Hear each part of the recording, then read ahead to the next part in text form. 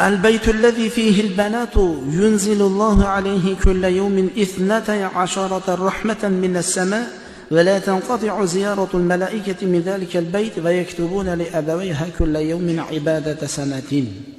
رسول الله صلى الله عليه وسلم aytibdilar, bir xonadonda qiz farzandlar yashayotgan bo'lsa, qiz farzandlar hayot kechirayotgan bo'lsa, Alloh jalla va ala har kuni osmondan 12 mingta rahmatini tushirib turar ekan. Uyimizda qiz farzand yashayotgan bo'lsa, shu qiz bolani barakasidan Xudoy taolo 12 ming dona rahmatini shu xonadonga haligi qiz borligidan tushiradi. Shu xonadonni farishtalar ziyorat qilishlikdan to'xtamaydi.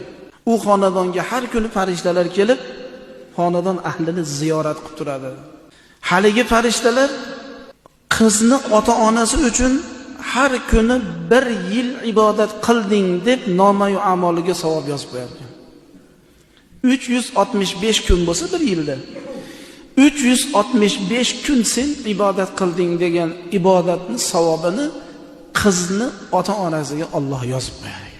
Hali odamlar qiz farzand naqadar Allohning nazdida, payg'ambarimiz sollallohu alayhi vasallamning huzurlarida barakotli, yaxshi ekanligini bilish kerak ekan.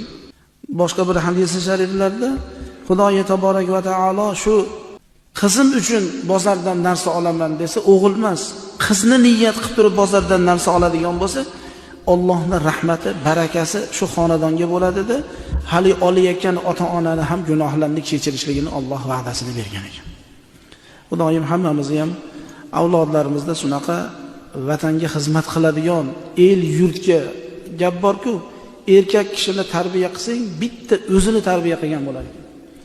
Ayol kishini tarbiyasini go'zal qilsa, butun jamiyatni tarbiya qilgan bo'lar ekan.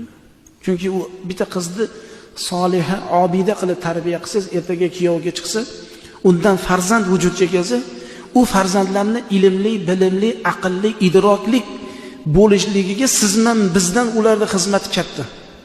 Biz o'ylaymizki, men qilyapman, uyni boshlig'i menman deymiz-da, yo'q, bizdan ko'ra onasi qiz bilan ko'proq muloqotda bo'lar ekan.